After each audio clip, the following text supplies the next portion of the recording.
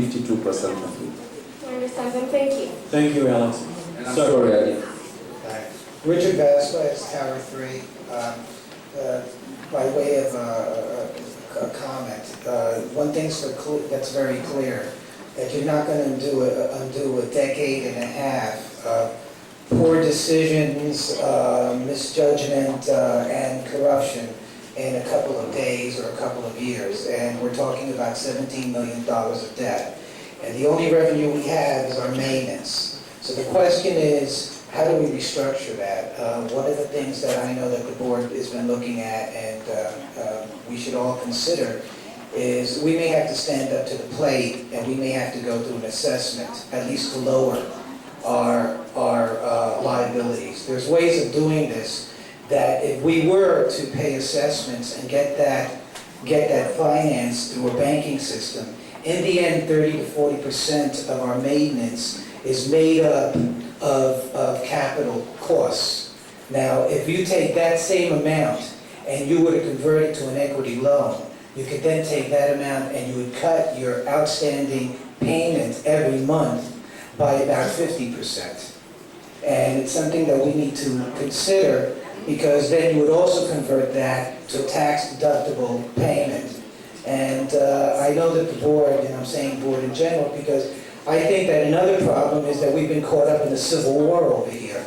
And if we, no matter who's right and who's wrong, our first step has to be to bring everybody together.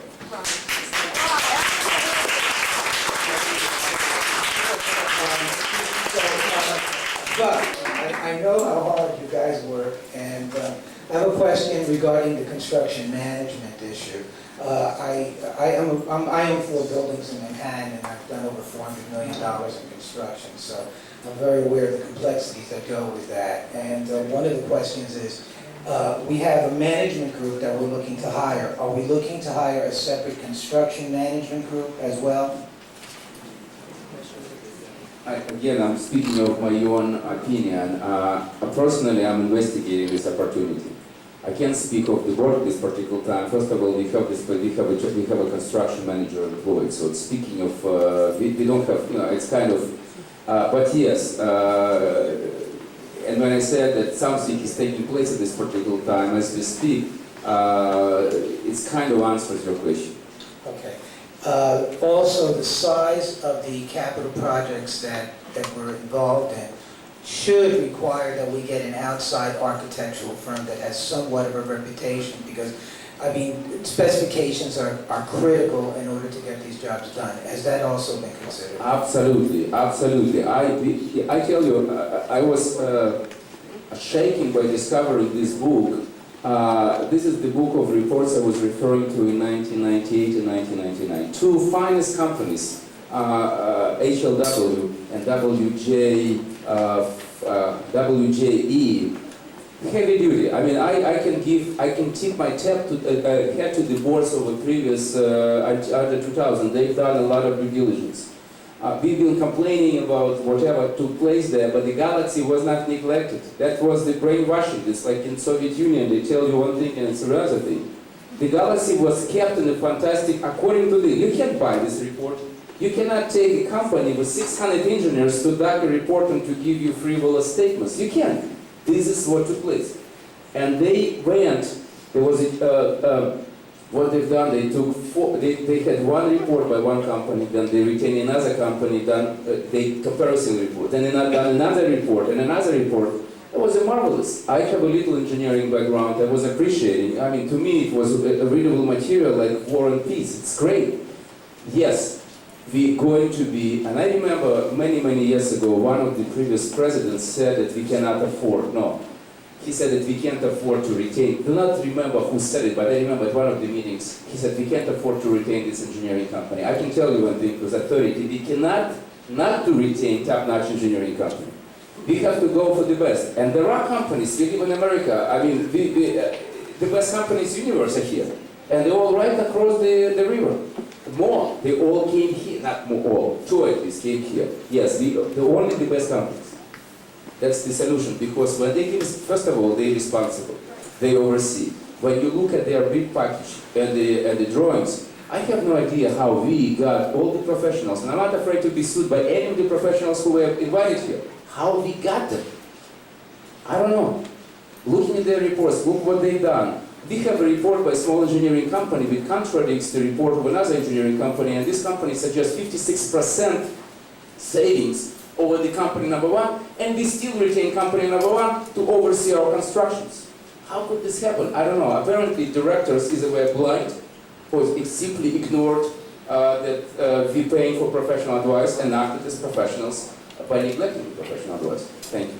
Okay, I guess one thing, a lot of us here know that there are board members that have resigned or planning to resign. Could you shed a little light on what the process is going to be, or what's going on over the next 3 or 4 months pertaining to the election, or what's going on in general with the board? I think that wasn't the subject, but however, it is a question that you're asking of your representative or of one of the 2 representatives here. I think it's fair and it should be answered. Harlan Blank resigned, and Alan just submitted his resignation as of the night before the special meeting. We all received a letter from Alan where he stated that we're all clueless and we don't have a president amongst us. It was kind of a strange way of putting it. We agreed to look for a person outside of this board.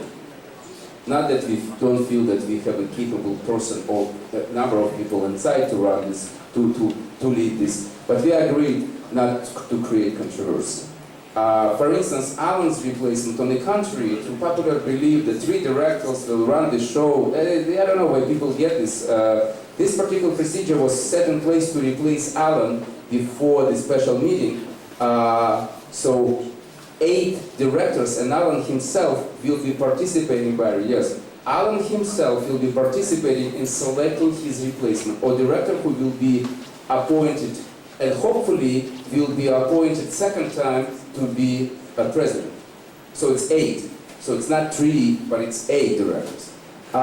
Situation with Harlan Blank, we did not talk of replacements for Harlan, for Tower 2, because at this particular time we're concentrating and asking people to come forward. A number of people did.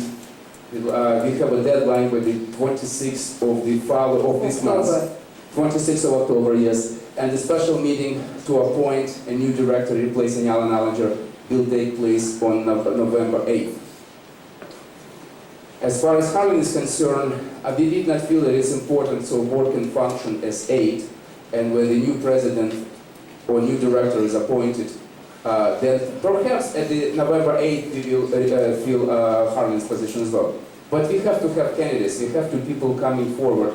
We need your resume, we need your cover letter. Please participate.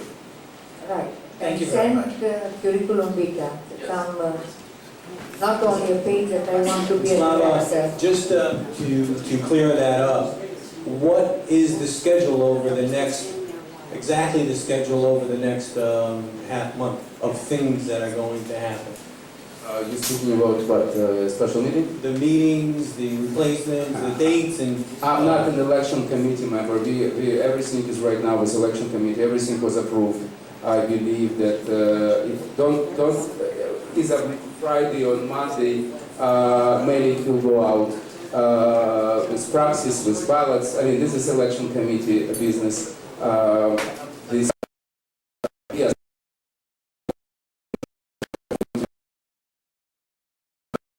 November 13th, we will have a recall meeting regardless of the... 14. November 14th, I'm sorry.